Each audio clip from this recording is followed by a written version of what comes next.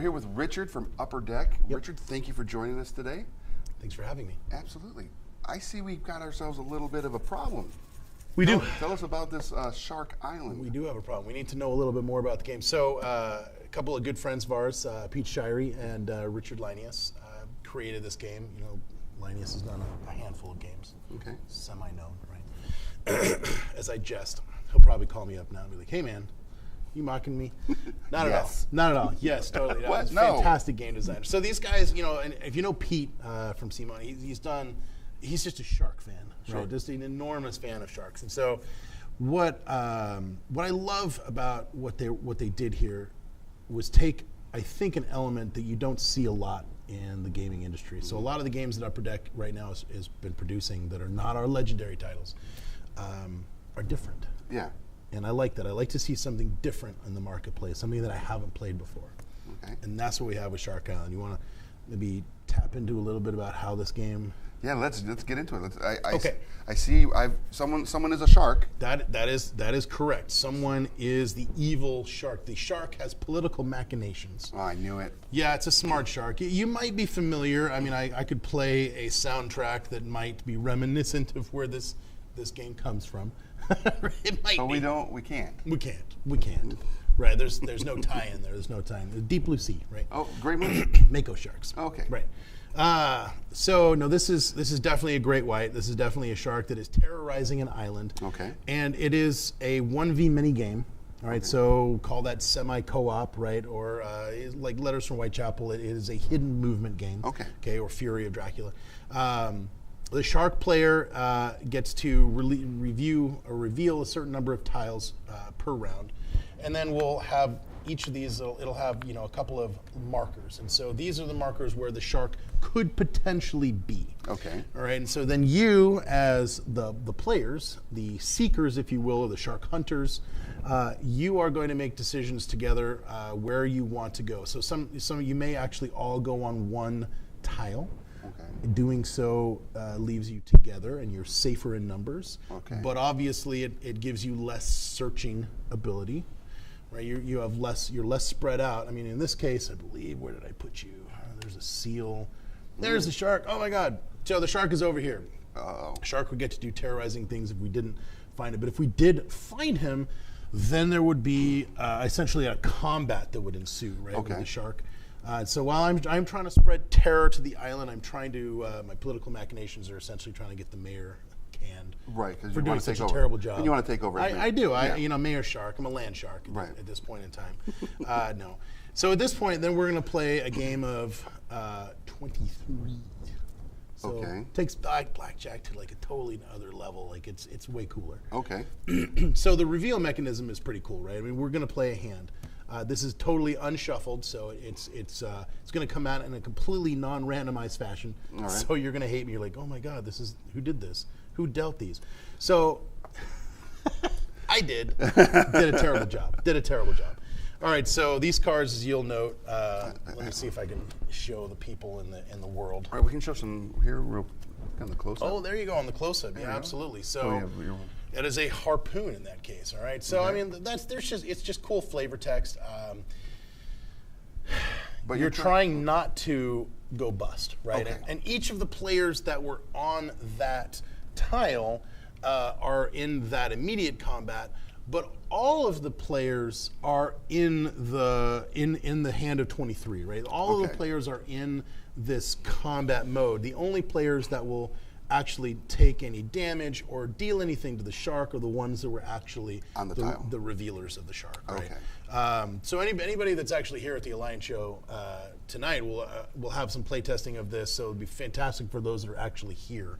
I'm hopeful that a video of this will come out, and so we'll do a much deeper dive than my terrible rendition of telling you. You're doing fine. Oh, thank you. All right, so in front of here, I see that there are 5 character tiles. So this is a 2 to 5 player? It is a 2 to 5 player. There are 6 character tiles in the technicality, but one is sort of... I see them. There is, yeah. 1, 2, 3, 4, 5, I didn't and see 6. The other one up there yet. Yeah, Okay. so 6. 2 to 6. It can be, but you were right. Oh. You were right. It is only a 2 to 5 player game. Oh, okay. Right, so there are other player characters, if you want to call them that. Jason Brenner, the brand manager of the gaming business, the senior brand manager. There he is. And if anybody knows his beautiful locks, will recognize him immediately. That's him. He's Hudlow, but he's Brenner. Okay. Like in homage to a great guy and a great individual at Upper Deck. And when is this going to be available? So this had a soft launch at Gen Con, but the launch will be at the end of September. Okay, great. Right, for the retail launch of this product. Okay. It's on a boat as we speak. How many people say that? It's on a boat. It's on a boat. It's on a So boat. here's the thing. Hopefully they won't get attacked by sharks. Right, And it'll and make sunk. It, right, because maybe there's secrets in the game that the shark community doesn't want out. That's right. It should make it. There's actually one of the first few games that we have had built in China. In fact, most of our games are produced here in the U.S. Wow. So, and then a fun little dice shaker for those of you who like cool neat little things. Right. And so what are the dice here represent? These are the icons that, I mean, as you see, the dice are represented on the piece here. So in some cases you'd roll 2, you'd roll 1. So that it's the number of dice you get to roll. This is the searching icon. Let's see if I can put that there. So search. That's how I get to roll 2 search die, right? And I roll it in there, and then I miss. This is repair. Okay. This actually helps you find the shark. So there's a lot of different components to this game. It's a plethora in this box. It's only a $40 game. Wow, so, that's awesome. it's a fantastic price point for the title. Absolutely. So make sure you guys go to your local game store and check out Shark Island. Yes. And also, get a pre-order in. Let them know that you are interested in this, and For sure. and let your retailer know you're excited about being the shark or being a character chasing the shark. If down. you like a different kind of game, if you like hidden movement kind of games, you'll absolutely love this. The feel is different than anything else that I've played. The combined mechanics that are in this just feel different. And so if you're like I'm tired of like the same old kinds of styles of games that I've played, this is your game. This is the way to do it. So Upper Deck also has a couple others you want to talk about. We do. Real Unfortunately, quick, there's a show. really quickly, I'll show you a handful of other games. Really not a handful, just a couple. Okay. Oh, it's going to be black on black. Look at that. Whoosh. Upside down. If I can do it properly. Dread Draw. Oops. Dread Draw. Ryan Miller, a very good friend of mine, great game designer. And that's kind of what we went after here at Upper Deck. A handful of different games, great game designers, Linus, of course, Miller here in this case. 100 cards in the game. That's the game, 100 cards. That's it. That's it. It's a very quick-paced game, so think, like a pub game. You're going to be playing this in like 15, 20 minutes. Conceptually, it came from how he would see people playing Pokemon back in the day, and how they would just use their decks like a game of war. And so this conceptually is like war, but much better. War with less chance of risk, so war with strategy. Okay. But there's a lot of like just turning over the cards and like, what did I get? And there's, the play sequence is very neat. So it's thematically some of the best art that we've ever done on any cards. I see some of the ones right here inside the book, and I'm like, inside the what? booklet, and you're like, some of the coolest artwork. See if I can actually find some here's of my one. favorite pieces of art. The Domination with this big guy. Oh, the Domination. Yeah, absolutely. Look at that. That is sick. Some of the best card art. The Seductress is Victory. fantastic. See if I can find that, but I can't. We got It's Victory. a very dark looking game, and certainly it's essentially you're telling a story as you go along. So the cards are very. And then we also have, that was Poison was another one. And the Seductress. So the game is super thematic, right? Like, and it plays like you're unfolding a story with each other, but it plays super fast. It's like a 20-minute game, right? And so it makes you want to come back and play it again. This is it won't be your main table game, during the evening. It's going to be, in between rounds or in a pub. Is kind of what you're going to do with this game. $20. 25 is the price point for that. For more information, go to the Upper Deck's website. Absolutely, there's actually a very nice piece online about this and all the other titles. So Shark Island as well will have a nice piece online showing you about the game. And this comes out when? This actually should have been a 9/6, so this should actually be out just now. Just now. Yeah. So it came out this week. Yeah. So there you go.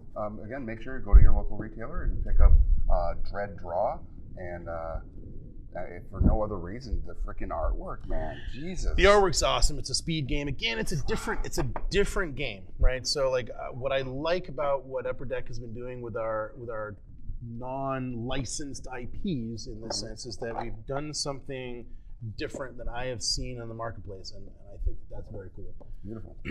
Now, what's this one here? This last one here? This last one here is Quest for the Antidote. This actually is available.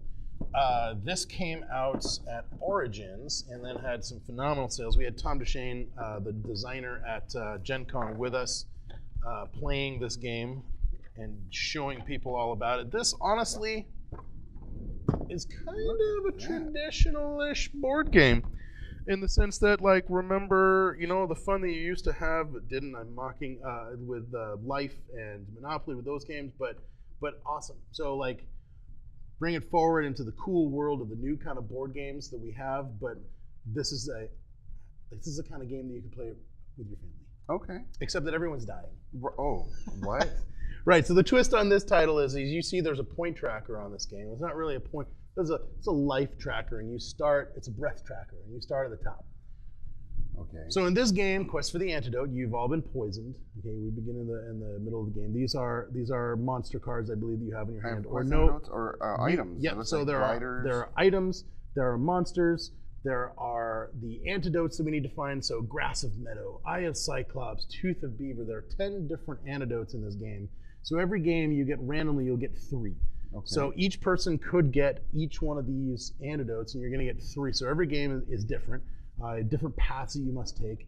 Okay. And where I was going with the traditional board game is it is a roll and move. All right. Okay. So that's why very family oriented. Okay. Like, there's no deep strategy, but there is the meddling cards. How many players are this? 6. 6. Okay. So every color is 2. There's all kinds of color. Well, I think that was we're just fun with that. I like it.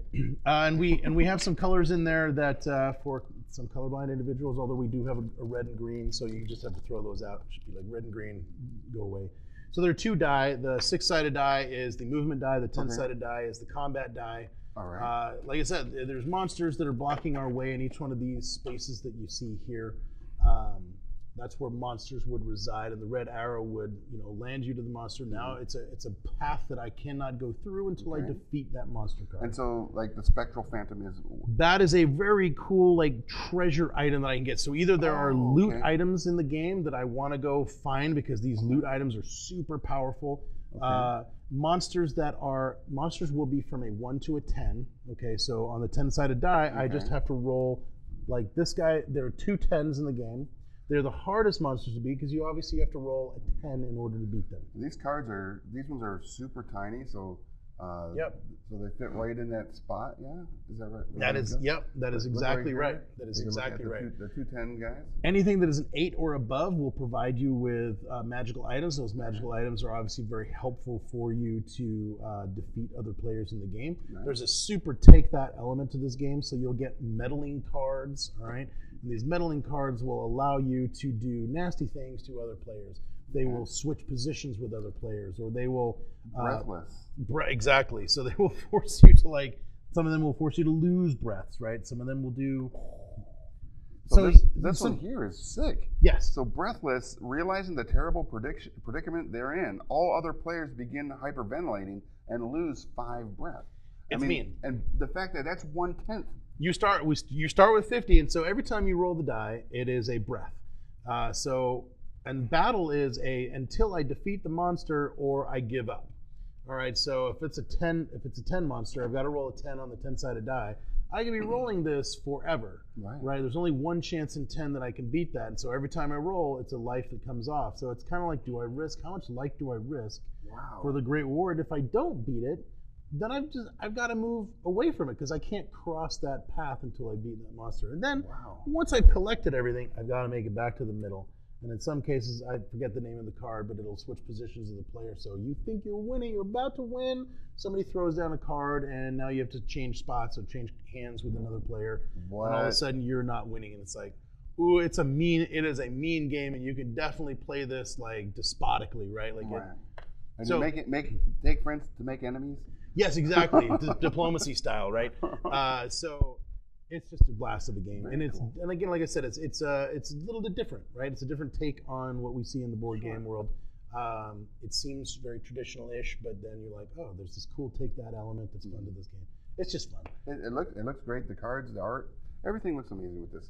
I actually think that this would be a great game to play again as a intro game too to someone that may not be familiar with a board game. I totally agree. Yeah, and it's beautiful. Because Roll and Move doesn't take a super depth of strategy in that sense. There are like when to play the meddling cards. I mean, there are things that are strategy, but there's a lot of luck here. So to get a person into the new world of board gaming that exists or has existed, for those of us nerds, for quite a while. But and the current renaissance we're going through. Right, unbelievable. So help get your friends into the gaming with this something seems like one that would be easy for that. Pull them out of the Cards Against Humanity and put them on the board. Put them on a board. This is $40.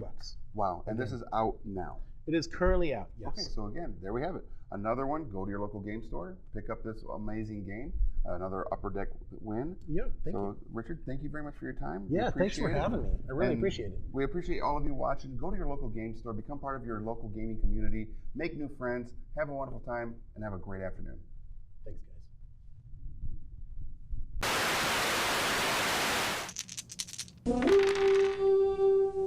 Don't forget to subscribe to Game Trade Media, leave a like, and comment on what videos you'd like to see next.